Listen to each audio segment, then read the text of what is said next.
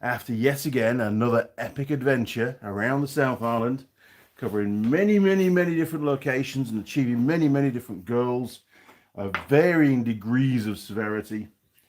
I can happily say mission successful. Yes, very happy indeed. Happy to be home, actually. Happy to be in my workshop. Not the longest trip that I've done around the South Island. That was about 5 weeks all up, which was ridiculous. Had to assist with an event halfway through my trip. But still, 3 weeks, 2 days, I think it worked out to be.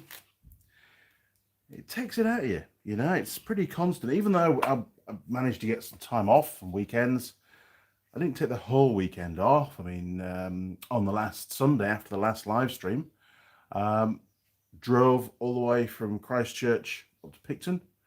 Had the whole day to do it. So I thought, well, I'll go the back way, enjoy the countryside, make more of a trip of it.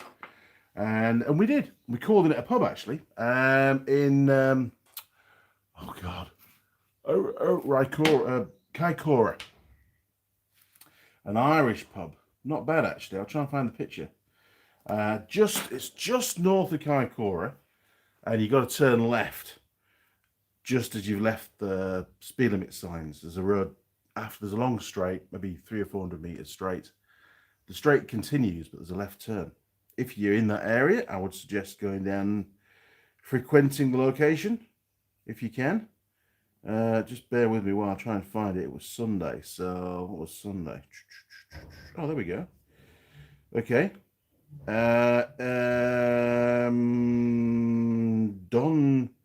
Donegal House, established 1865. There you go. That was the entrance to the pub. Pretty bland. Once you got inside, very nice. Very nice people there, and good grub as well, actually. Very large portions is all I can say. Anyway, let's get fired up and see who is in the workshop with me this morning. Just gonna go boom, boom, boom, boom, boom. Press that. It should redo that one. If it does, come on, you can do it. There we go. Right, almost there. Yes, the live stream is showing. Okay, who have we got? I have no idea. We have Roger Heaps. Good morning, Roger. Welcome back to the workshop, matey. And thanks for all your help during that trip. Very, very much appreciated. Storage of said trailer and beverages and, someone to talk to, actually. It's quite nice on an evening just to relax, because when you're away, it's pretty hard on your own every night, to be honest. You sort of miss your mates. Roger says, good morning, Andy and crew. Good morning, Roger. Vijayant, good evening, Andy and crew. How are you doing, Andy? I'm not bad, actually. Yesterday was a really hot day. We were busy doing scrap outside under the side port. Ben's down, so he's doing all his stuff. So, we had a barbecue last night. One of Ben's mates came around, Fraser, and his dad. I forgot his dad's name. Sorry, mate. I've slept since then. And it was a good little barbecue. Yeah, it was just a small spread, Ben and put it on. Fraser brought some stuff down, and just a bit of a natter. Got finished about 9 o'clock. Went to go watch some telly, as you do.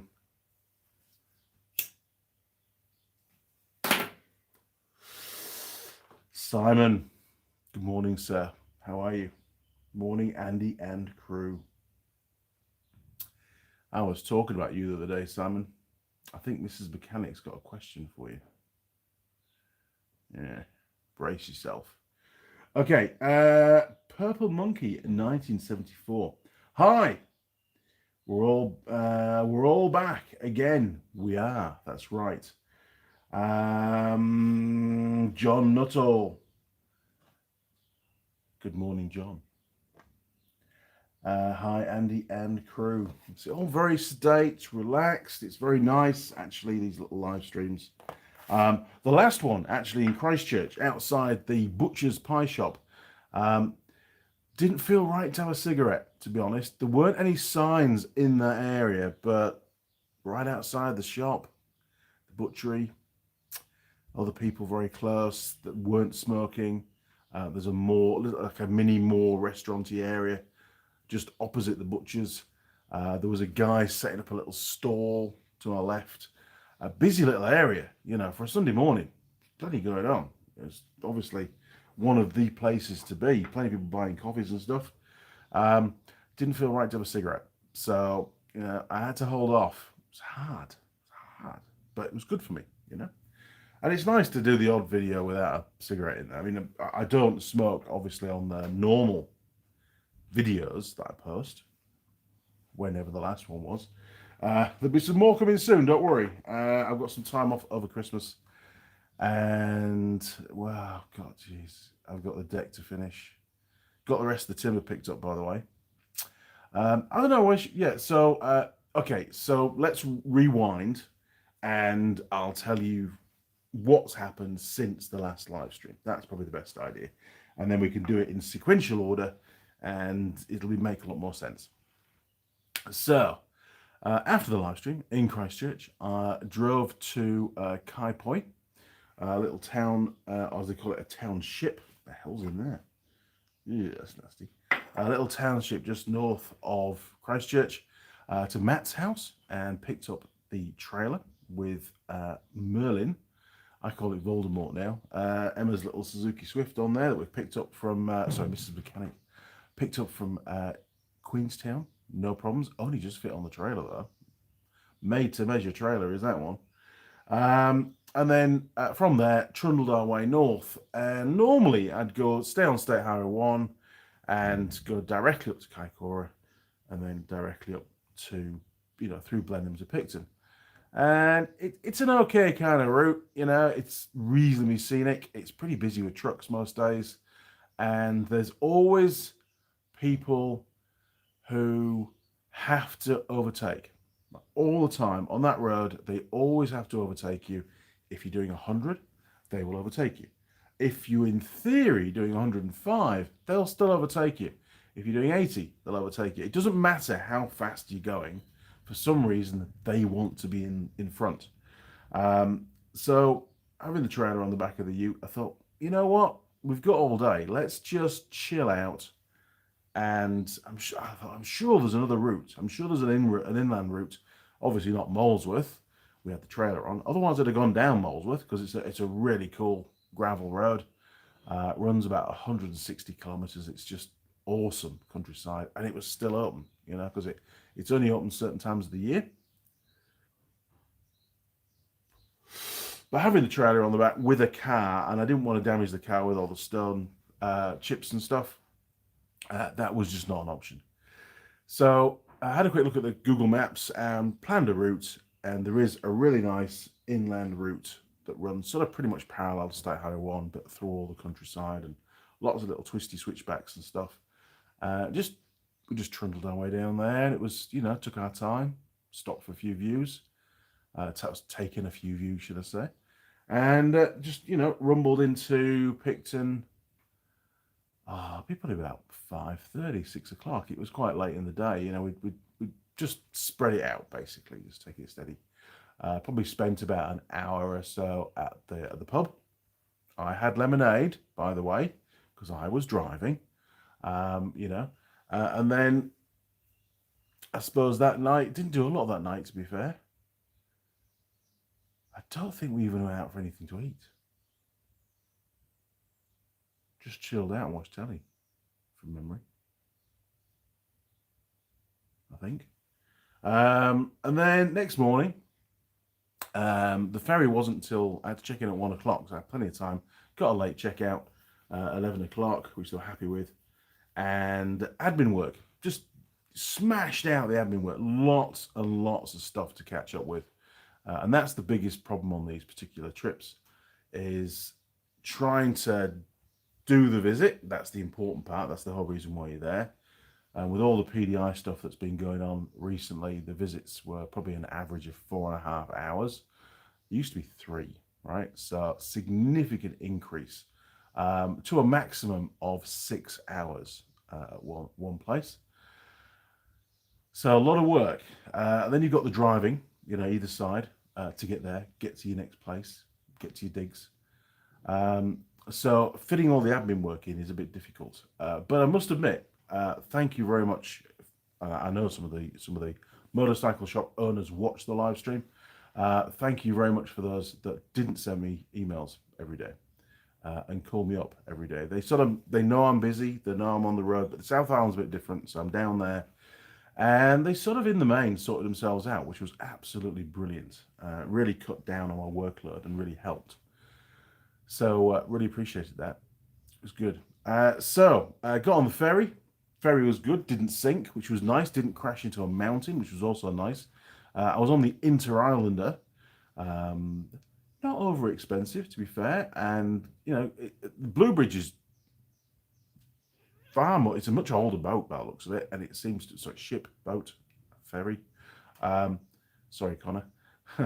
But the Inter-Islander, their ships are the ones that are plagued with problems. Blue Bridge looks, well, their ships look equally as old, but they seem to have no problems at all. Yeah. Anyway, I was on the Inter-Islander, and it was a pretty calm sailing across. Got into Wellington about 6 o'clock. I think we disembarked, which was fine. Trailer was no problems getting off the ferry, unlike previous occurrences.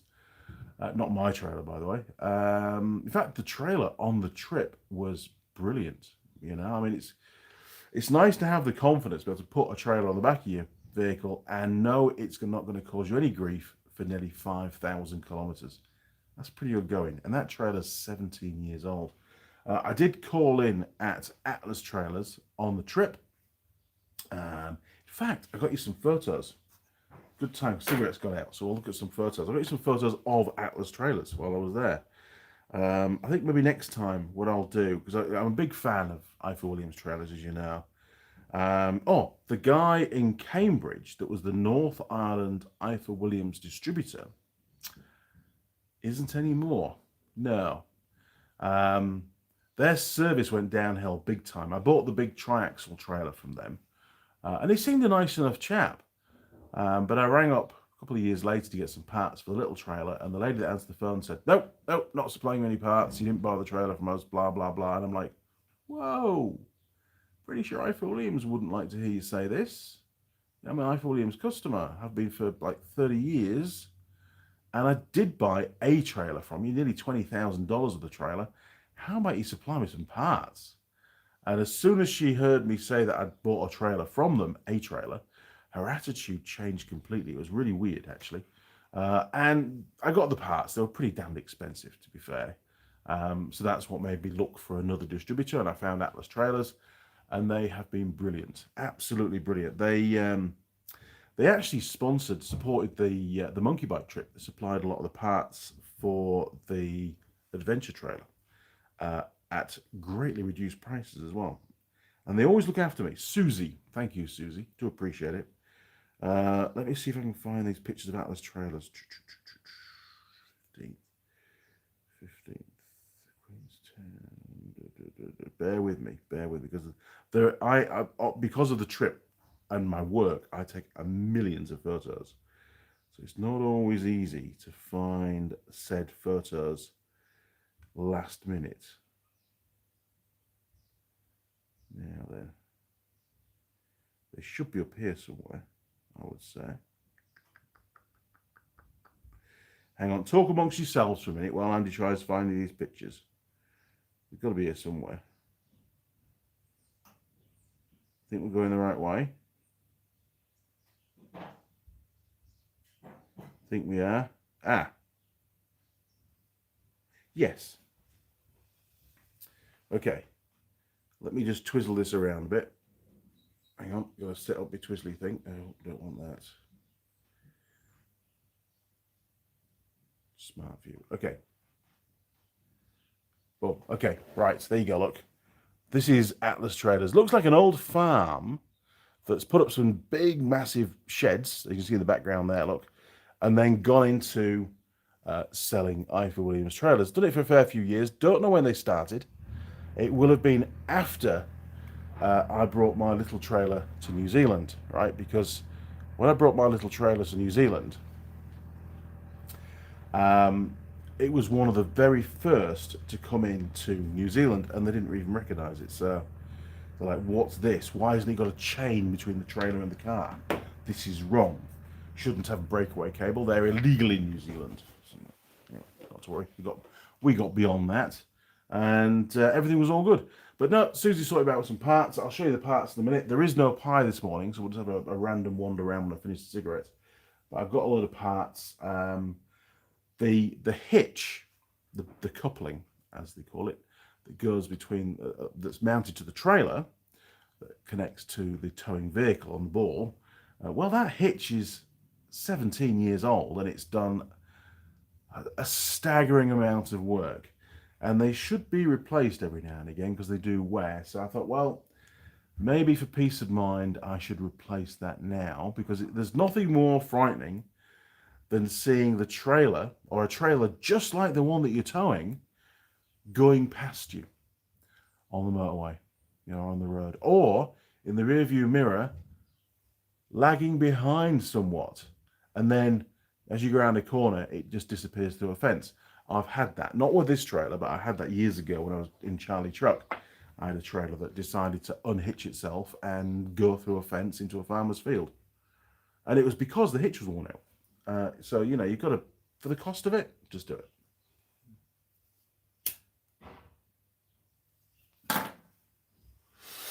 Now, who else have we got? We've got, Simon, braced.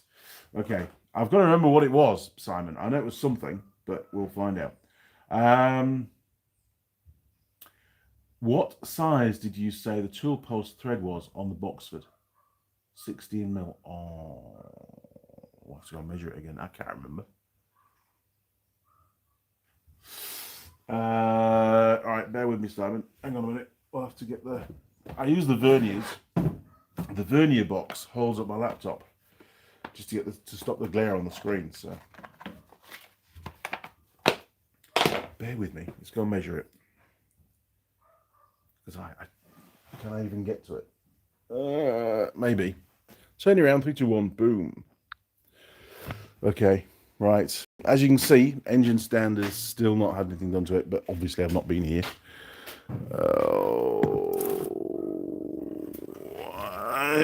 Can I get to that there? Yeah, I would say it's M16. Oh, God, focus, damn you.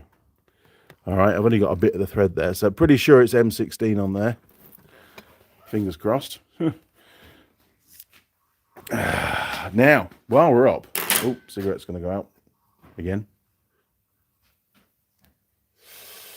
So we've got, these are the parts I got for the trailer. Now, okay, you've got to guess the price. Right, I can't remember the price. I'll do that, but anyway. Guess the price of this hitch. Okay. So it came with 2 new bolts, which is great, with some nice super special lock nut things on there. Use once nuts. I've not used them yet, so that's good. And even better, came with the lock fitted to it as well, and a couple of keys. Brilliant, because my lock, I lost the keys for my lock. God knows where they are. So have a guess how much in New Zealand dollars, and if you only know pounds, I can convert it, or US dollars. Have a guess how much that complete hitch was with the 2 bolts. Okay. We also got a couple of new light lenses, because one of them got broken because Andy went down Danzy's Pass with the trailer, and the gravel flicks up off the rear tyres and it shrapnels these little lenses. So I've got 2 of them, one for stock, one to go on the trailer. Got another wheel bearing just for stock, because, it's the same on both trailers. Why wouldn't you? Pretty classic warrant fail. It's about the only warrant fail, that and the bushes. I've got spare bushes in stock, so got those. Got some more stake nuts. I'm sure I've got lots of these now. Probably should stop buying them now. Got a good stock of those. And this little thing here. This is off the jockey wheel there. Look, a P00363 jockey wheel clamp handle short. Our handle got bent. It's been bent a couple of times when we've been reversing the trailer and sort of jackknifing and doing tight logistical parking. it got bent. I've straightened it a few times, but I thought, hey, you know, for the price of it, and this is about, I think this was $11. $11. This has come all the way from England to New Zealand, and it still only cost $11. Unbelievable price, to be honest. So thank you again, Susie. Very, very grateful. The hell? Danu AC. Oh. I wonder if that's Welsh. That might be Welsh. Yes, I bet it is Welsh. There, look. That's the Welsh for Eiffel Williams trailers. What the hell? Oh, genuine parts. Genuine parts, I bet it is. Huh. Who would have thought? I've never seen that before. Interesting. So yeah, have a guess how much that was. They're a very good little hitch, actually, because it's got a wear marker on here as well. Can you see that? A couple of arrows. So you can lift this up with that in place, I think it is, and it tells you how worn the hitch is. And you can see it's got, oh no, once it's in place, there we are. Once it's hitched onto the ball, this will drop down. See, there's quite a big gap at the moment between the bottom of there and that line. As it wears, then that will drop down and get to the line. So it even tells you when it's worn out. But I'm going to replace mine regardless, because, you know, why not? Why not? Get that. So yeah, another little job. Might get done today, probably won't, but it'll definitely get done before I use the trailer again, because the sod's law is, if I don't fit it now, the trailer will disembark. Workshop's a bit of a mess. We've been doing scrap, like I say, so these are all the bits and pieces I use for stripping stuff down, working out what's going to go where. Oh, actually, yes. Now, in that box there are some parts that I use for the ROVs that I service. I used to keep them all in that roll cab just behind there, look. So I gathered up all the parts for the ROV model I service and took them down to the South Island. And whilst I was down there was a couple of dealers down there, Alistair at Finlaters and Jamie at Rogers in Invercargill. They were very, very helpful and purchased from me at my buy cost all of the parts, or nearly all of the parts that I had in stock. So that freed up some cash, to be honest. Basically, turn you around, 3, 2, 1, boom. Basically, those parts now to me are sort of dead stock because I don't really service those anymore for one reason or another, which is actually fine because Andy's done that for nearly 10 years and probably serviced hundreds, or done hundreds of services, should I say. Probably about 40 different vehicles over the years. And actually quite nice to get my weekends back, which means I've got more time for filming as well. Partly my decision, partly the decision of some of the clubs. They've moved on to Can-Am product. Good luck with that. You know, they're having problems. They've already rung me a couple of times to say, hey, can you come out and fix the problem on this Can-Am? And I'm like, nope, I cannot do that. That is not going to happen. Sorry, can't be seen to be working on another brand, especially when I drive there in the company U, right? That would be taking the Michael, so to speak. So nope.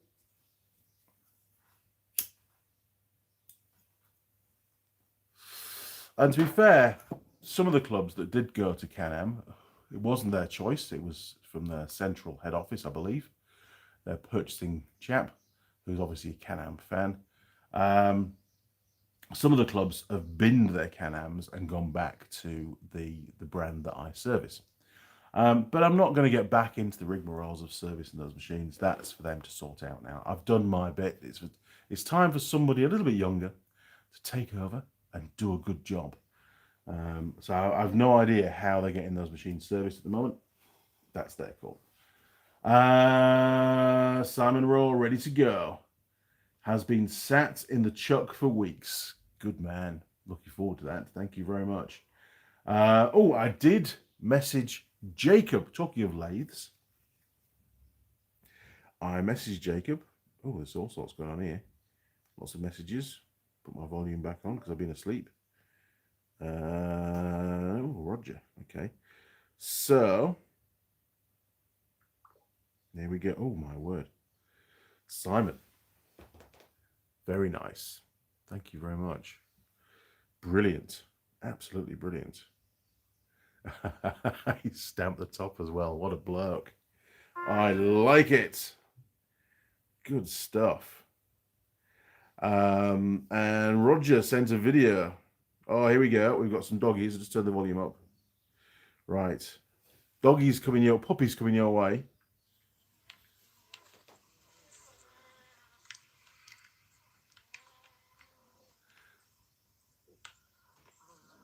I know, you're trying real hard there, Roger, aren't you? Real hard to get me to go, yeah, we'll have one of them.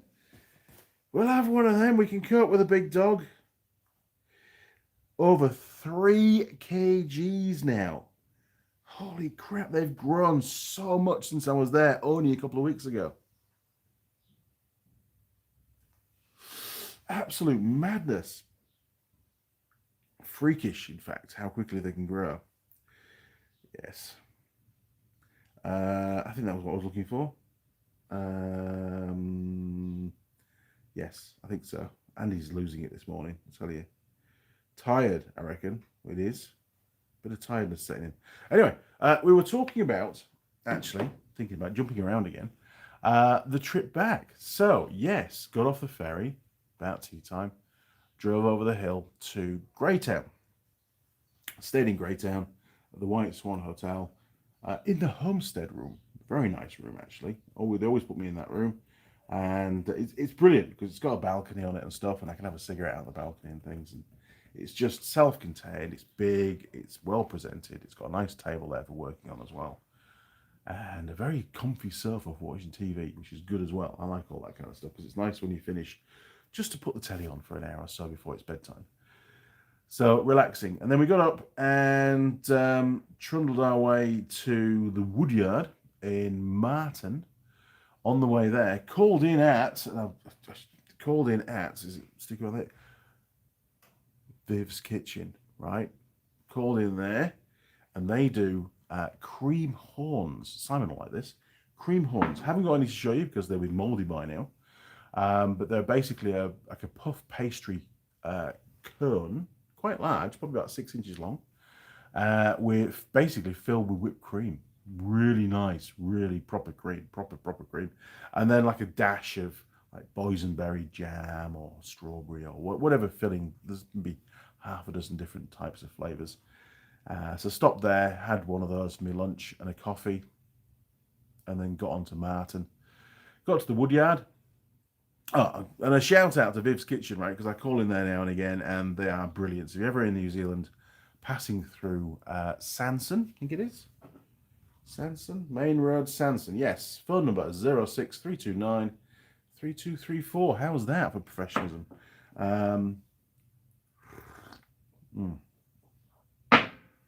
Big shout out to the girls down there. They do a wonderful job. Very, very busy. I think they've sold their millionth cream horn now. There's a little sign out the front saying, just sold our millionth cream horn, which is amazing, really. They do other food as well, but that's my favourite. Got to the Woodyard, and obviously we had the car on the trailer, and the plan was to put the 25 planks of timber under the car, between the car, the underside of the car, and the trailer top. And that went absolutely, totally successful. It was brilliant. It all fitted just perfectly. There was an overhang at the rear. I'm not going to say how much of an overhang. Enough to concern me a little bit, although it was completely legal. Honest. Did check, measured it all, and it wasn't obscuring, I don't think. Providing you weren't tailgating the trailer, as one guy was, what a muppet he was, then the lights were quite visible. If you get really close up at a certain angle, you wouldn't have been able to see the left-hand indicator, the driver of the car behind, but you shouldn't be that close. If you just backed off a little bit, you'll see the indicators. So I was fine with that. Not a problem. And then we made it to Taupo, got some tea in Taupo, and then finally got home about 6, 6:15, something like that. Pretty knackered. Not as knackered as I've been sometimes on these trips. Tried to do it a little bit more relaxing, you know, just a little bit slower pace. And it was quite nice that there was no ferries on the Sunday. Where I had planned to take the ferry on the Sunday, not the Monday, and that speeds the whole thing up tremendously. But the ferries were fully booked. Couldn't do the Sunday. Was not going to come back on the Saturday. I needed a break, so took the Saturday off, and then, as it turned out, got the Sunday off. But I did still drive to Picton for, like, I suppose it's about 5 hours of driving. So I did sort of still work on Sunday, but I did it in a way that was enjoyable, you know, and it wasn't really, didn't feel like work. So it all worked out pretty well. So Wednesday, Thursday, and Friday were manic admin days. I had a lot of stuff to sort out, to be fair, but got there in the end. You know, pretty much got everything done by the Friday. Friday was the last working day of the month. So there was a few things that had to get done. One of those things that had to get done didn't get completely done. But there's only so much time in the day because other stuff came in that actually was more important. So you've got to apportion your time, good time management, apportion your time correctly to make sure that the most important things are completed. Andrew, that's right. So I did. Anyway, Simon, what's the food bill for one of those lot? Okay, so they're about the same price as a pie. I think they're about $7 for a cream horn, which does sound maybe a little bit expensive, but they are really good. And don't make the same mistake as I did in having two in one day. I did buy some extra ones. I always bring some home. It'd be nice to have a fridge in the ute, to be honest. But there was still, you know, the cream hadn't got off when we got home, and it had definitely changed a little bit. And I had one that night as well, which was a bad idea. Cream horns on an evening are not the best thing for me. But super nice. So yeah, about $7 each, Simon. About the same price as their coffee, in all honesty. But I think their coffee is about $6 something. But again, good coffee. And you know, it's one of those things. I don't go there very often. I only really pass that place maybe in theory 4 times a year, usually. So a bit of a treat. You know, it's not a regular thing. Simon, do you remember Manchester tarts from the UK? I remember lots of Manchester tarts. And that kind. Jam, cold custard, and coconut in pastry case. Very nice. Very nice indeed. I have a bit of a sweet tooth, to be honest. It's bad, obviously, for all of us to have sweet tooth. But yeah, every now and again. I mean, I used to eat flapjack. In England, I used to eat lots of flapjack. Flapjack was just phenomenal. Yeah. And those Rice Krispie things from Thomas the Baker's, they did them where they were diagonally half dipped in chocolate. I don't know if they still make them or not. They were good. I once took the kids to Thomas the Baker's before they were going to the dentist. Didn't like the dentist, didn't go with them at all. So I took the 3 kids to Thomas the Baker's, and they each had one of those Rice Krispie, sticky, sort of caramelly kind of Rice Krispie squares with the corner half chocolate, and then took them to the dentist straight afterwards. I got told off by the dentist. I did. I got told off. Please make sure your children have clean teeth before they come to the dentist, please, Miss Dio. And the kids were just laughing their heads off. Great fun. Hey, up, we've got another message. What have we got this time? Who is it? Who is it? Who's messaging me now? Boom. Oh, Mr. Heaps. Another video. Am I allowed to show this video? Is it X-rated video or is it a normal video? Hang on, bear with me. Oh, it doesn't go much bigger. More puppies. Oh. Terrible camera work, Andy. There you go. I have no idea what's going on. Oh, they're eating. And fighting. The fight has already begun. Oh, they're picking on that one. What the hell? There's 2 of them against 1. Come on, Roger, sort that out. mind you, it'll toughen him up, won't it? He'll become, right, he will be the alpha. He will be like, right, you lot, you're going down. Simon, yes, you can still get them from Tom. Oh, yeah, that dentist guy, he was not happy at all. He was well pissed. But you know what? It was funny. It was really funny. And I got banned. Mrs. Mechanic banned me from taking the kids to the dentist ever again. You can't do that. That's just wrong. No respect. No respect for the dentist and his job he has to do. And being a dentist is a hard job, right? I wouldn't want to be a dentist. Looking at people's mouths every day and looking at all that, I don't know, what is it? Decay, you know, and the plaque. And it's like, really? Don't you brush your teeth ever? Yeah.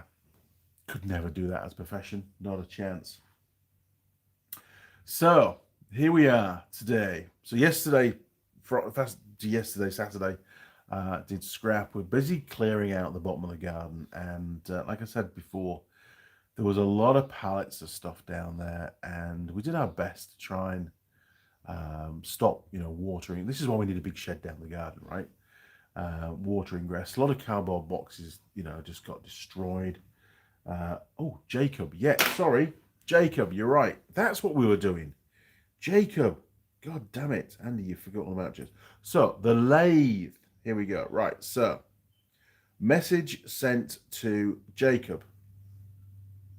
I like to document all this because I'm very close, and it will happen before Christmas. If I don't get that lathe picked up before Christmas, then I will be going to go and see the asset manager at the college. You know why. Okay. So I messaged Jacob. The last text from Jacob was, I won't read that one out. It's just, I'll get back to you, basically. And they hadn't finished the wood, these carvings. And that was on, what date was that? Hang on. That was on Monday, the 3rd of November. So that was the day that I was leaving, or in the evenings. That was the first day of the South Island trip. And I would have been in Picton that night. Okay, so I said to him, okay, all good. Yes, please. We have a couple of weeks before I need to finalize my schedule for early December. Much appreciated. All the best, Andy. So still very much happy Andy, right? And then on Friday, so only a couple of days ago, good morning, Jacob. Because I haven't received a reply. Good morning, Jacob. I'll be coming up to Auckland on the 10th of December next. I can collect the lathe on the afternoon of the 10th or the 11th. Please let me know if either of these two dates will work. Thanks, Andy. And as of yet, no reply. Now, that's okay, because Jacob may well have not seen the old guy, teacher, woodworking teacher, who's doing the carvings, right? So it takes him a few days to have a chance to talk to this guy, this teacher, and then come back to me. I think that's the reason for the delay in the comms. So we will give Jacob, and I'll take the little trailer up regardless. We'll give Jacob until the 10th of December. So Jacob, if you're listening, you've got until the 10th of December to get back to me. Because once I get to Auckland, if we haven't arranged the uplift of said lathe, then I will unhitch the trailer and I will take the ute to the college, and I will go to reception, because you can't just wander into colleges, right? I can't just go wandering around this college. That's bad. You can get done for that these days. So I have to go to reception and ask to speak to the asset manager, or whoever deals with the college's assets. Might be the accountant, I don't know. And then sit down with them and present them all of the evidence that Jacob has been selling college assets and pocketing the money. That's the allegation. That's the possibility. That's the only other possibility I can see has been going on. I've got trade me, thingies for the drill presses. I've got emails. I've got texts. I've got all sorts of stuff that no doubt they will want to see copies of. And then Jacob might have to have a chat with the Rozzers, because it's not good. It's not good at all. Yeah, I have got some emails. There's emails bouncing around from the trade meet auctions, or the first trade meet auction for the first pillar drill, which is that one, right? So there are emails as well. There's also photos of the lathe that I've purchased and the bandsaw. Those photos are date time stamped, which will prove I was at the college on those days. The college has CCTV in practically every classroom, so they'll be able to look at the CCTV and they'll be able to see me with Jacob and the old guy doing the woodworking carving stuff, walking around the metal workshop and basically discussing the purchase of various items. So we got it pretty much sewn up, I reckon. The college probably will not want this to go public. Oh, hang on. It probably already has, right? You know what I mean? So they will probably go, you know what? We will just reimburse you, Mr. Young, with the monies that you've for the lathe and the bandsaw. Obviously, we've also got to decide, do they want the 2 pillar drills back and give me a refund for those? Probably not. They might just formalize that, since they're already here and they're off site. They might just give me an invoice for that, a proof of receipt. I don't know. I don't know. Who knows what's going to happen? I'm thinking worst case scenario here at the moment, but you've just got to cover yourself, right? Because there's some unscrupulous people out there, and this is just the feeling that I get. I don't like to be duped, and usually when I am, things go really badly for the person that's duped me.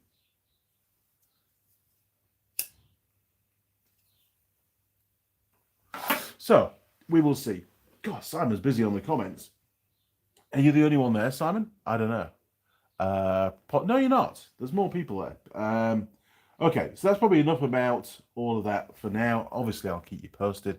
It's good to have a chat and to keep you updated. Purple Monkey, I think we all have the same feeling. I know obviously the more time that goes on, then the more it points towards you ain't getting that lead, Andy. You know? And I mean, at the end of the day, it was a in the moment purchase. Yes, it was very, very cheap, but hey, it could have been cheap for a reason, right? You know? And I mean, it'd be a great addition to the workshop. Don't get me wrong, but I was very much looking forward to getting that lathe in the workshop. But I've got to face reality, right? And there'll be other lathes out there. The only upside is I've got a lot of parts here, all the extra bits. So do I have to take those back? Probably do, actually. We'll see. We'll see. I'm pretty sure the bursar, or whatever the asset manager, whatever it is, will sort the problem out. This probably isn't the first time this has happened at that college. Who knows? Jeffrey Boyle. Cheers. Ching! American flag and the shades. Nice. Good morning, Jeffrey. Welcome to the workshop, sir.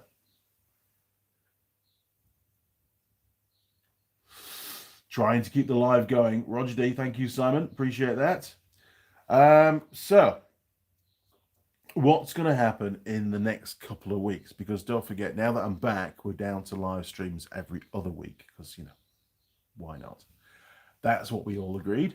And it seems to work pretty well. On the road, no problems at all every Sunday, because it's great. Because, you know, I'm on my own, pretty much bored. And it's nice to have a catch up with my mates. And there's not much else to do. You know, I don't want to hit the road at 8:30 on a Sunday morning. That's just ridiculous. So, you know, it's just nice to have a chat. You know, once a week, have a chat with your mates. It just helps me sort of reset, ready for the next week. So what's going to happen in the next week? Well, extremely boring. As of tomorrow, right through to Friday, other than a trip to Taupo, I have admin work to do. Yes, I've got a lot of admin work to do. Each of the visits to the motorcycle shops triggers 2 reports. One is some more of a general report, and one is what we call a ratings report. So they get scored on certain things like cleanliness of the workshop and the VI, the visual identity in the workshop. Are there all the walls painted and all that kind of stuff? There's loads of things that I cover. So each visit triggers 2 reports, and as of today, now that I've done the South Island trip again, and now completed 2 full rounds of visits across the whole country, there are there's over 100 reports still waiting to be submitted. That is a significant amount of work when each pair of reports takes about an hour. So we're looking at about 50 hours of work. And now you can't just like smash them all out in 50 continuous hours. It's impossible because there's emails coming through and phone calls and all lots of other stuff to do as well. So those will take me probably between now and Christmas and the early part of the new year. And I won't be starting another round of dealer visits again next year until all those reports are in. So I've got my work cut out. Jeffrey Boyle, thanks. I'm in Philadelphia, Pennsylvania, US of A. Yay. Good man. Well, it's nice to have you on board. It really is.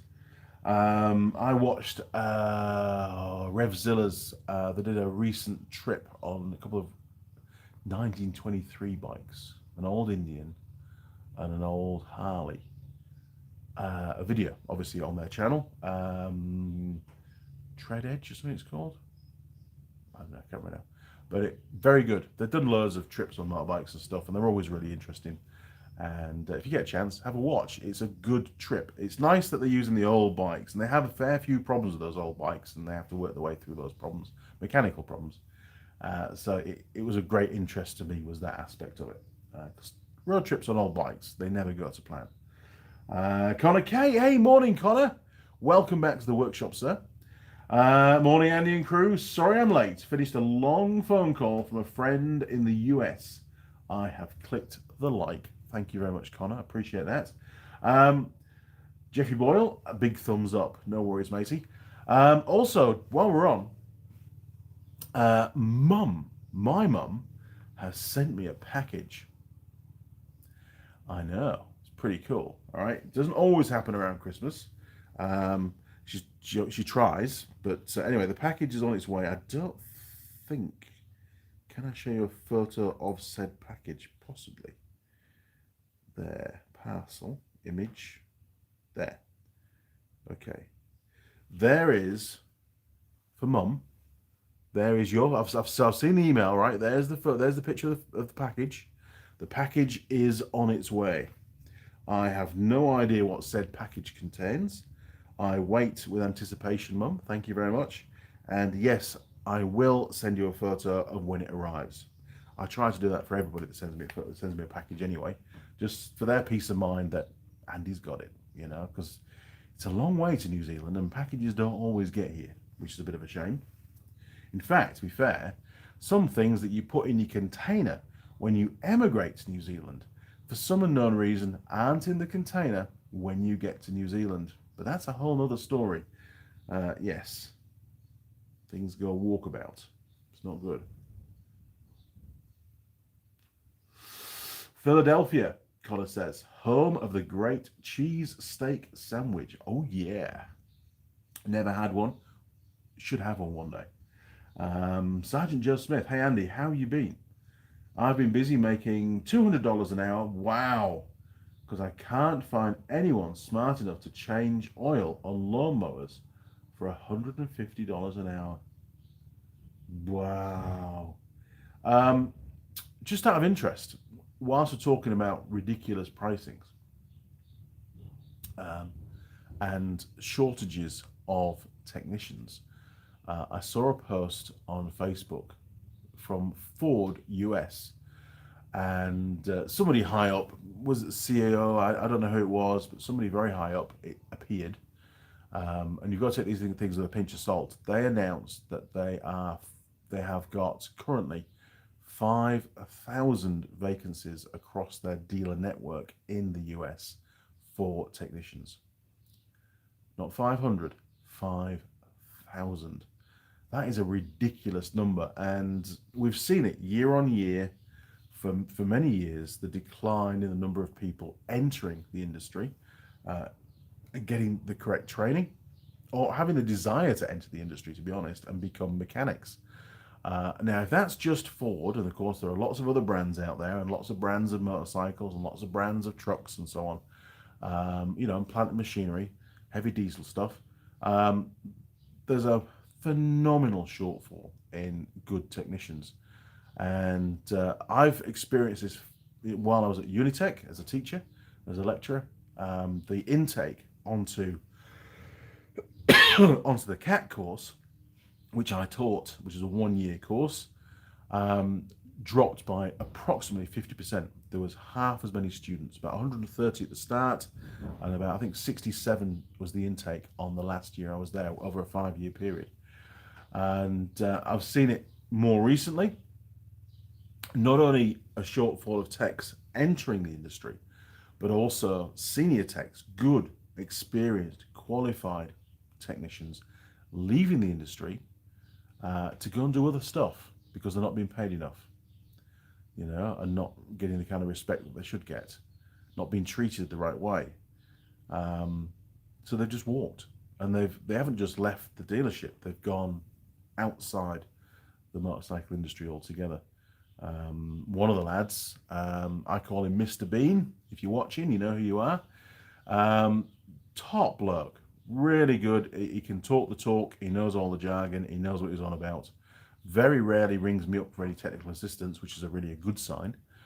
And he's left because he basically now services, maintains the little robots, I suppose you'd call them, that go down the drains with the CCTV to look for drain blockages and things. A friend of his has a company like that, and they lost their mechanic for that equipment, and he said, no, I could do that, that'd be a great change. And he's gone to go and do that, and he gets paid more money now than he did as a motorcycle mechanic, as a senior tech in the motorcycle industry. And there are other technicians as well that have also recently left. One lad's gone to go and become to work on rally cars, and rallying is his passion. So I think that was a really good move for him personally. But again, a huge loss to the motorcycle industry here in New Zealand. And this is becoming replicated across the country, and it seems to be speeding up as well. And there's very few new techs coming into the industry. So it's just a recipe for disaster. It really, really is. And there is no answer to it. You can't just say, oh, we'll throw loads of money at it and train technicians up. It takes them years to get to that standard. So it can't be fixed tomorrow. Some dealerships have tried to solve the problem by importing technicians from other countries. But then you have, in most cases, language barriers. Very difficult to communicate with the technician. And for them to fully understand what needs to be done, and for them to communicate with their service manager, it just becomes real difficult. And more often than not, they don't get what they think they're going to get, through, the CV's doesn't quite reflect their skill set. Where do we get to? Simon, don't think I'd have an Indian. The photo I sent you with the master cylinder not screwed down right was an Indian in the show at the the bike show. Yes, that's not ideal, is it? That's not ideal at all. Sergeant Joe Smith, Walmart executives and CEOs pay me $180 an hour plus parts markup to change oil and fix lawnmowers. I'm the only shop in town. That is ludicrous. I mean, good on you, mate, for landing on your feet and securing that position. But again, it just highlights the problem, doesn't it? That there's just nobody around. Nobody wants to do it. And there's not that many people that can do it anymore. Not to a good standard. Walmart's home office is down the street from me. Perfect. Simon, the going rate for the on the UK to get a seized diesel injector out in the UK is £150 per injector. It takes about 30 minutes to pull them out. It's good money, isn't it? I can see why you do that. That's good money. Sergeant Joe Smith, my city has 10,000 or more open jobs at $50,000 or more. Wow, that's crazy. Really is mental. And all of those won't be mechanics, but it's still a staggering amount of vacancies. Mechanics make big money. Not in New Zealand, we don't. No, should, we don't. And ultimately, it'll be the downfall of the industry, because you don't have a workshop without good mechanics. Simple as that. Well, you have a workshop with bad mechanics, but it won't last long, right? And it won't make you any money. Connor K. Very unfortunate. It is the trained tradies that build, operate, and maintain the world. Too many being lost due to decreased interest and pay. It's a shame. It is. It's. I think the problem's sort of multi-layered. It's the business owners in general they're sort of forgotten about the importance of having good technicians. Not now, but a few years ago, 10, 15 years ago, from what I've seen here in New Zealand, there's been a decline in keeping up with their pay, rewarding the mechanics that deserve that reward, that have got that skill set, to retaining the technicians within your own business. During COVID, there was an awful lot of technicians jumped ship and moved to different dealerships. Grass was greener, so that sort of syndrome. And then, it hadn't worked out, and some of those have then left the industry and done something else. So it is a huge problem, and it's a problem that I'm seeing firsthand in my role. And like I say, I don't know the answer. I really don't. I mean, I came up with loads of ideas when I first started in this role, and a lot of those ideas weren't taken on board. But that's not my choice. It's not my decision. Sergeant Joe Smith, move here, Andy. I'll make you a business partner and manager. I'll retire and give you the shop. Cheers, mate. I must admit, and I'm not trying to brag here at all, but I regularly get job offers. At least once a month, a credible, viable alternative to my current role or employment comes along. And sometimes you think, I wonder if, and I mean, there's been a couple in the South Island. During that trip recently, got a couple of job offers come through.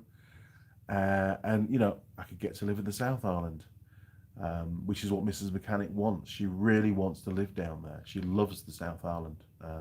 North Island's all right, but South Island, if you live in the South Island, you know what I'm talking about. It's so much better.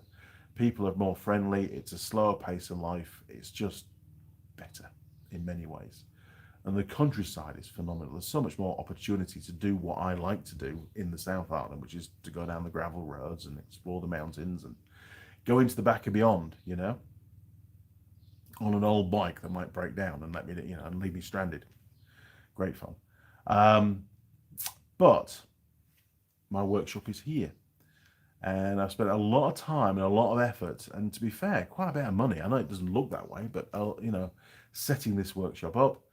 We've been doing all the building work around the property, doing the side port and the carport and the deck and all that kind of thing. Really setting this site up for retirement, for the rest of my life, so to speak. And it would make it incredibly difficult to uproot and to start all over again down there. Of course, it's quite possible. But do I really want to go through that expense and that upheaval? And to be fair, my current role wouldn't entertain that. I have to be based where I'm based. I could not be based in the South Island, so I would have to change jobs. And I actually really like my job. I really, really like it. It's hard work. It's very varied, which is great. But that also brings hard work, because every day is different and you get pulled in many different directions. But I think it's because of that I enjoy it. I enjoy the challenge. So Sergeant Joe Smith, thank you very much for the offer. I'll put it on the list, but I don't think it's going to happen. But I'm sure if you're that way inclined, I'm sure you'll find somebody eventually that can take it over for you. Eventually, maybe. Simon, there is a massive gap in the market for jobs. Most don't want to do. Most don't want to do like drilling bolts out, etc. I mean, here in New Zealand, dealers wouldn't probably do that themselves, most of them, unless it was a reasonably easy one to do. More often than not, they'll take it down to they'll strip that part of the engine off and they'll take it down to the local engineering company who will do that work at a staggering price. I wonder if the same applies to engineers, the lads that work the milling machines and the lathes and do all those kind of repairs. I mean, I suppose with all the computer controlled machining work that goes on now and the cheaper stuff from China and all the laser cutting and things, which I've used, you've seen me use that on the footwell plates and stuff. It does drastically reduce the labor content in producing those products. So maybe that's how they're getting around a drop in people going into the industry. I don't know, to be honest. I'm not really involved with that side of things. I know a couple of guys that run shops like that, machine shops. So maybe next time I call in, I'll have a chat with them and see and get some feedback from them. But from what we can see, and we've, the lathe, going back to Jacob with buying the lathe, schools are pulling out of teaching or students or exposing students to that kind of stuff. I bought 2 pillar drills. They're not going to replace those 2 pillar drills, which means that a lot of students now are not going to drill holes anymore. Now, sure, making things is a bit of fun at school, but it does spark an interest with some of those students that, I quite enjoy making things, getting on the lathe and turning stuff down and getting on the milling machine and making some chips. And that might then, give them motivation to go into that industry. If that machinery is not there at school level, most of them won't even think that job even exists, which it probably won't once they get out there. It'll all be computer control. But, it's sort of another nail in the coffin, isn't it? It was very sad. I was the last year at Bootham School in York where I went to do metalwork at A level. In fact, also at GCSE, actually, because I did my metalwork 2-year course, GCSE, I had to do it in 1 year because they were pulling the workshop out. You've only got a year, Andy. Can you do it? Yep, I can do that. And I did well in it. I enjoyed it. I did the same with my woodwork. I did that in a year because they were pulling the shop out. And that was a private school. I know, sounds posh, doesn't it? But that's where I went. Thanks, Mum. Appreciate it. It didn't harm me at all. I'm sure it did me some good. Money well spent, I would say. Pat on the back, Dad. Not easy to send your kids to private school. Going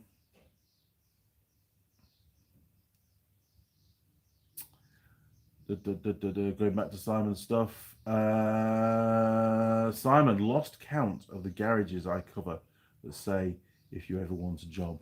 I know. The doors are always open, aren't they? You can pretty much, as a good mechanic that's skilled in a variety of things, and you are, Simon, and I like to think that I am as well. That's what they want. They want you there. Are they prepared to pay enough in the UK? I don't know. Here in New Zealand, definitely not. No way. Oh, hang on. There's somebody at the door. Hang on a second. My leg's gone to sleep. It really has. Hang on.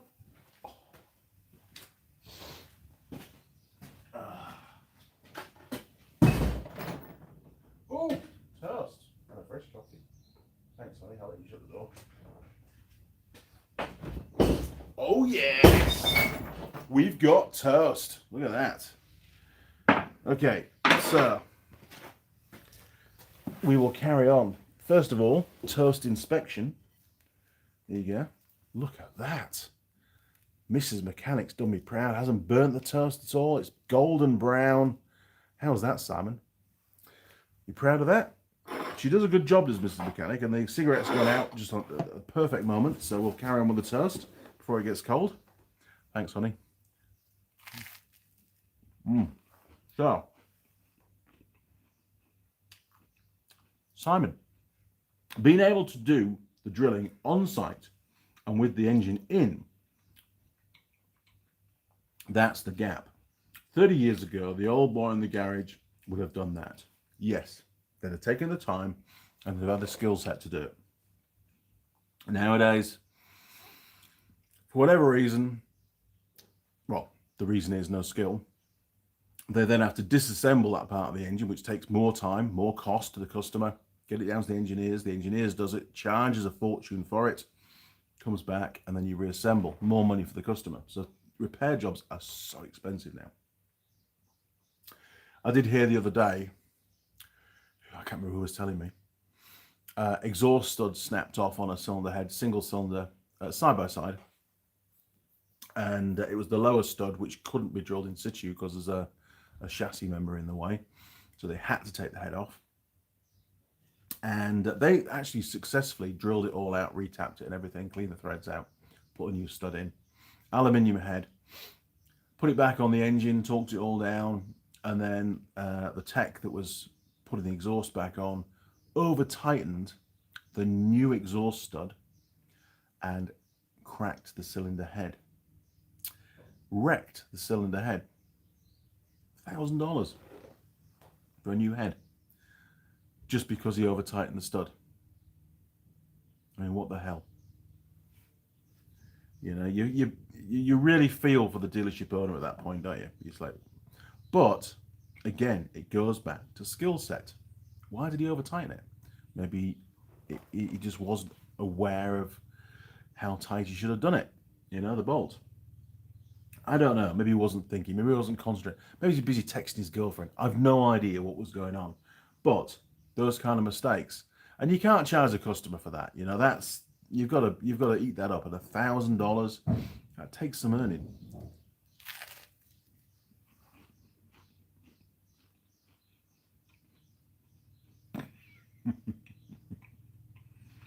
Simon Roll, free hand.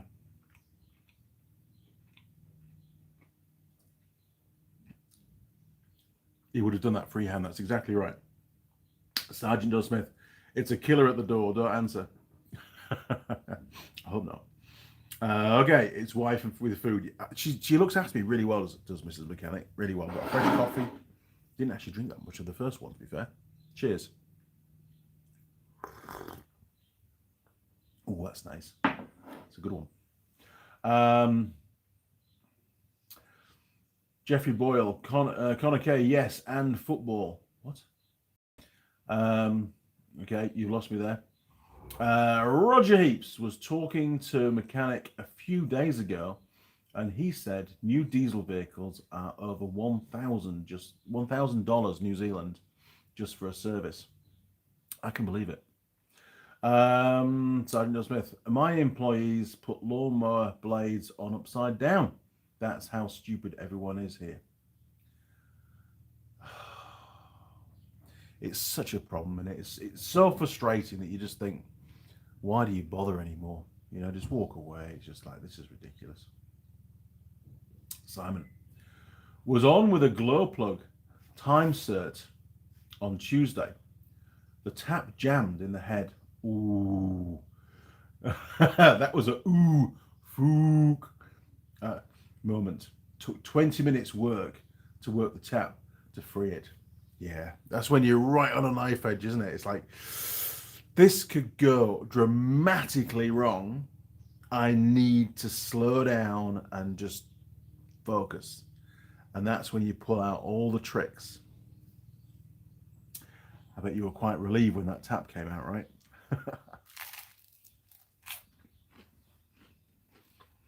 Holy crap. No pie today, unfortunately. Haven't really been out and about to get one picked up. And I've eaten all the pies in the petrol station down the road, so one less pie isn't going to kill me. Probably keep me going, actually.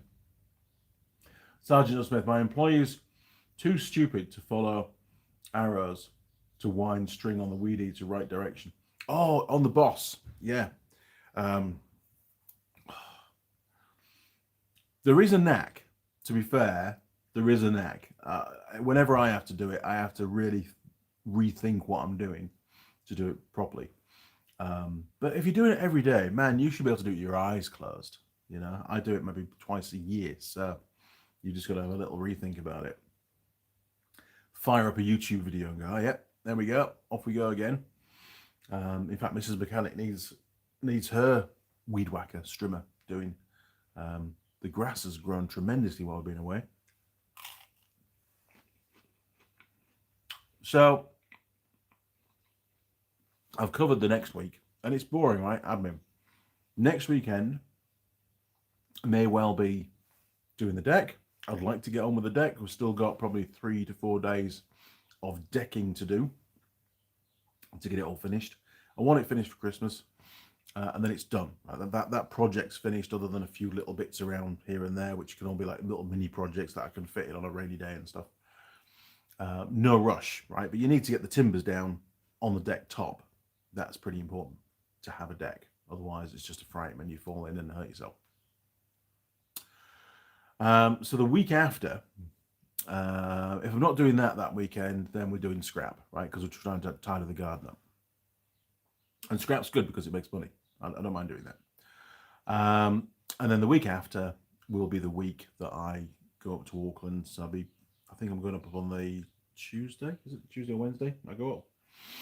So I'll be doing admin work again at the start of that week, and then up to Auckland, and with the little trailer. You know, I'm going to give the guy the benefit of the doubt, right? I'm going to take the little trailer, and hopefully I can get that lathe picked up. If not, there'll be problems. It's been long enough. I bought the lathe. I paid for the lathe in August, and it'll be December. So that's a fair period of time, right?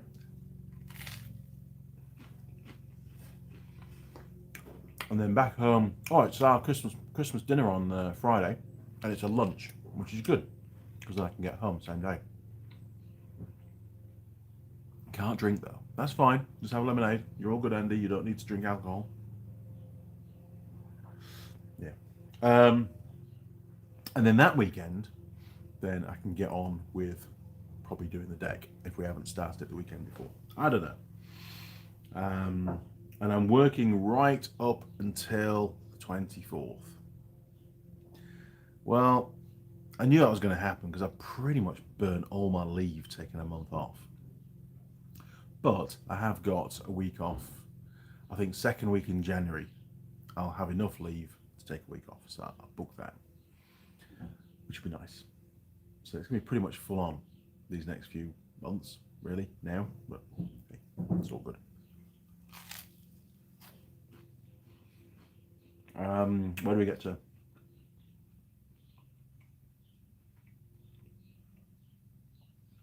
Sergeant Joe Smith. I don't know if I should read this out, really. Talking about your own employees.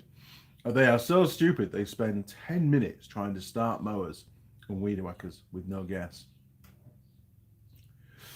Well, maybe they're in the wrong profession, to be honest. I think maybe they just need to go, you know, hands up, I'm actually crap. I'll go and do something else.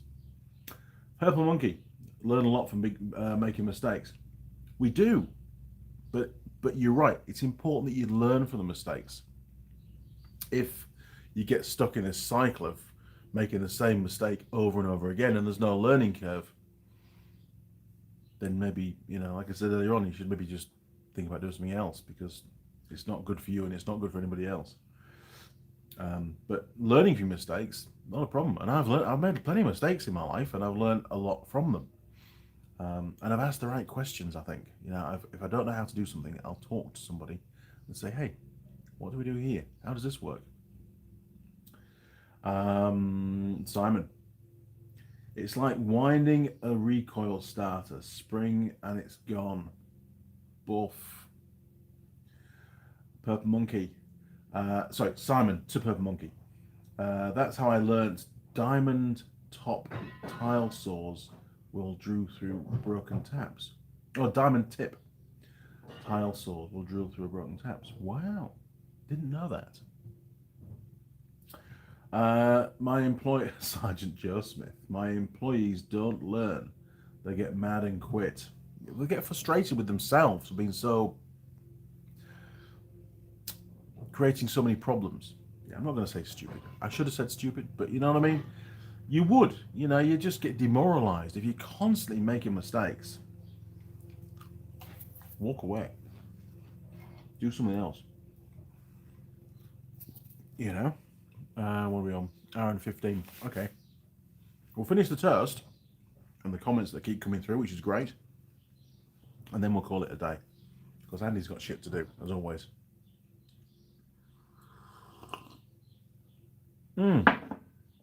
Now, before I forget, actually, we'll put the toast to one side for a second. Benjamin has asked me to ask you a question. Hang on a second.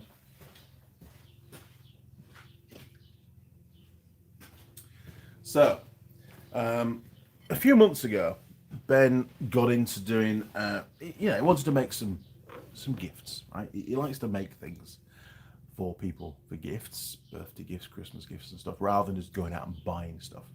Partly because A, it's expensive, and B, I think he quite likes the sort of the personal touch, the fact that he's crafted it with his hands.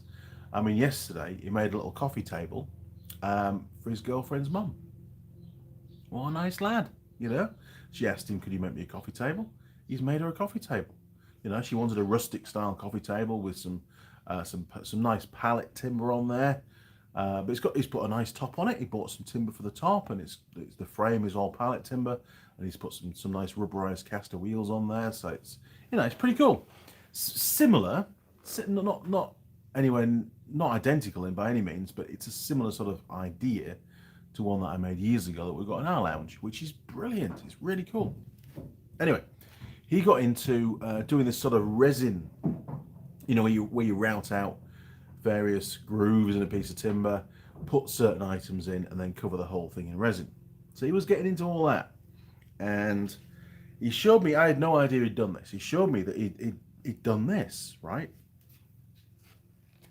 for me as a Christmas present. So it's got some old tools in there, and he's routed out the timber, and then he's filled it with resin. Now, okay, it wasn't quite flat, so the resin flowed out the bottom here a little bit, but all that can be sanded off. It's not a problem. But the problem is, he made a few of these, and he got the resin off Trade Me, I think, off like an auction site for New Zealand. And in some cases, and this one doesn't feel, this might be salvageable, I'm not sure yet, but the resin hasn't really hardened up. And these were made months and months ago, so the resin should be hard by now. I don't have any experience at all in using this kind of resin stuff. If you know of a good brand of said resin, or a resin that will do this kind of application, then please do let me know. Ben was incredibly frustrated yesterday when he went into his workshop after he built the coffee table. He says, I'll revisit these because Christmas is coming, and I'll get them all cleaned up and sanded and polished up and things ready to give for Christmas.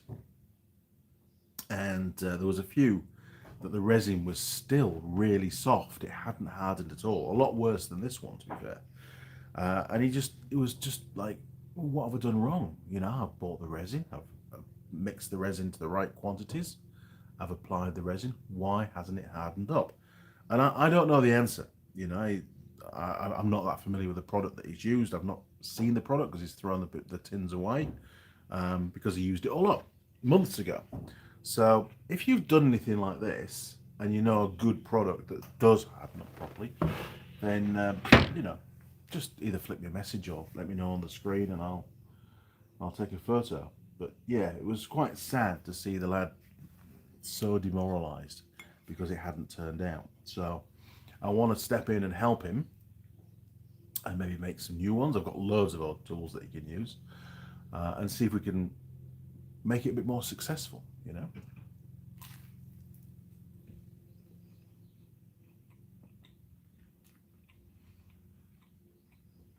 Sergeant Joe Smith.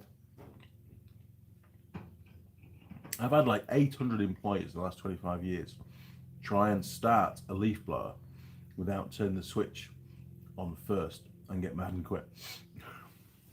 Hey, we've all tried to start a motorcycle at some point in our life with the kill switch turned on, right? Or in the off position, so the engine won't start. And yes, we kick ourselves. But you know, once you've done that a couple of times, you check the kill switch, right? You make sure. Simon Roll, high staff turnover tends to show management issues. It does. It really, really does. And there are quite a few companies in New Zealand which have a terrible reputation for fast turnover of staff. They promise the earth, and then once you start the job, it turns out to be very, very different to what they sort of said it was going to be. And you know, and those kind of toxic atmospheres where there's a lot of shouting going on, and it seems very disorganized, and you pay packets not quite what they promised you it was going to be, and the work truck you were supposed to get has been delayed for 6 months, and you know, all this kind of stuff builds up, and the true picture comes through, and you go, you know what, this isn't what I signed up for. See you later. And that's what you have to do. You've got to walk away and just go and get another job. There's plenty of jobs. If you're a good mechanic, there's plenty of jobs out there.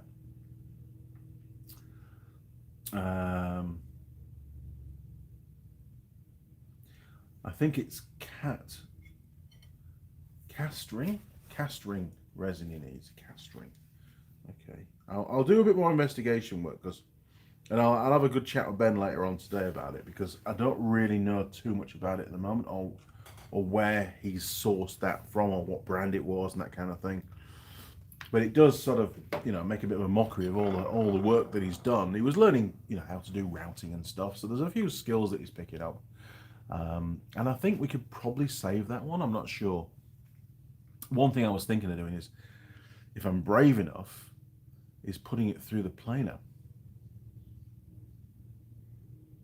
Just very lightly skimming the top off until we get all that overspill resin gone, and we get a light plane of the timber. But I don't know how well it would work, and if it picks up on one of those tools, it's going to wreck my planer, and I don't want that, because it's a good planer. It's very useful.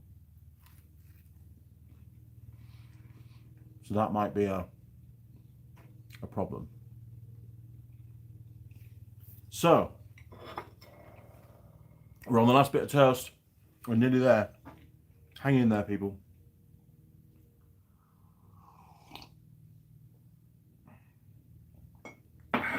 They can't even find the right address and mow the right yard. That would be so cool, though, if you were the house owner, and you come home from work and your grass has all been cut for you for free. Brilliant. But again, you know, you're not going to make any money or last very long as a business if you're not getting paid for the work that you're doing, because you've mowed the wrong grass. I mean, it's just stupid. So anyway, the rest of today, I've got a few more pallets to literally dig out from the bottom of the garden. There's 2 more that are reasonably accessible. I don't think we'll get them all done today, but we might. If we go for a big push, we might get them all done today. And if we do, that'd be great, because I can get on with the deck next weekend. That's the plan. But it's getting pretty hot here in New Zealand. Oh, actually, by the way, yesterday,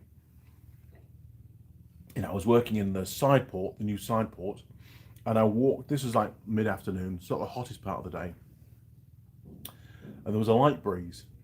I walked from the side port into the workshop, and it was distinctly cooler in here than under the side port. Distinctly cooler, which to me tells me that that additional roof, the thermal barrier that we've put in place above the workshop, does make a difference. It really does. And I was like, wow, this is cool. You know, it's like literally another 2 or 3 degrees cooler than under the side port. So very happy with that. Sergeant Smith, they call the cops on me for not paying them to mow the wrong yard. Pretty sure in the work contract it would say to follow all instructions given. And it's a pretty fundamental part of your job is to mow the correct lawn, right? I'd suggest contacting a local fiberglass place. Okay, there'll be a few. In fact, the marine lads at work deal with boat yards and stuff, and some of those boat yards build fiberglass boats. So we've got contacts in the industry. Thanks, Simon. You see, that's all it takes, isn't it? A little bit of thought, and again, you know, I didn't know it was the same resin that they use on fiberglass. No idea. Now I do. Oh, Ben is in Trevor the Tractor, and actually, just while we're on, before we go, obviously when I bought Trevor the Tractor, I had to buy it on finance. Trevor the Tractor was pretty expensive. I think it was. I got a good discount from the guy, and this is before the price hike, because things have got a lot more expensive recently, and to buy the same tractor now is about $10,000 more. I paid, including GST, because I can't get GST back, $53,000 for that tractor from memory. And then we bought some additional implements, the auger and the forks and stuff. Came with the 4-in-1 bucket, that was part of the original price, and it came with the backhoe. So, you know, let's say all up $60,000, right? Trevor the Tractor, last payment went out on the 19th. So what about 10 days ago? So Trevor the Tractor is all paid. Trevor the Tractor and all the implements and everything, all paid for, all done. It's been very hard work, but Trevor is now mine. And I am so happy. A major asset to the workshop and to what we do here. Couldn't really do what I do without it, as regards the stuff around the garden. So yeah, cheers, Trevor. You've got a permanent home now. Because you never quite know, do you? When you commit yourself to something like that kind of expense, you've got to make sure you've got enough money to pay those bills, you know, every month. Though the money goes out, and you've got to make sure it's there. And I've had to work pretty hard some months to make sure we've got enough to cover those outgoings. But now it's all been worth it. So I'm very happy we have a Trevor. Cheers, Trevor. All right, people, where do we get to? Sergeant Joe Smith. Yes, I had contract. I had contract they signed. They get paid per yard based on the size. No pay for wrong yards. Well, you covered, are you? Roger Heaps. Cleared the garden between the car park and the bar yesterday with my tractor. Excellent. You see, tractors are very good garden implements. My purchase of Trevor the Tractor has been vindicated. Well done, Trevor. And Roger, actually. Sorry, Roger. Well done, Roger. Simon, what I do like about the yards on the marine side is that it's not a stupid price.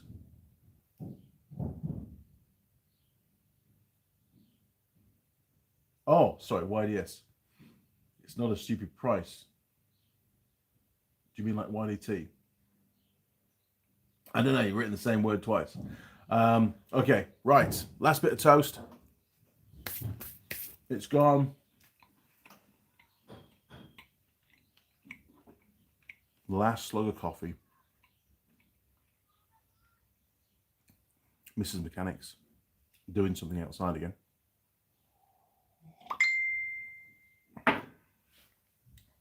That was well timed. Let's have a look. Before we go, who was it? Roger Heaps. Oh, look at that. Nice. Look at that for a little old tractor. Very cool.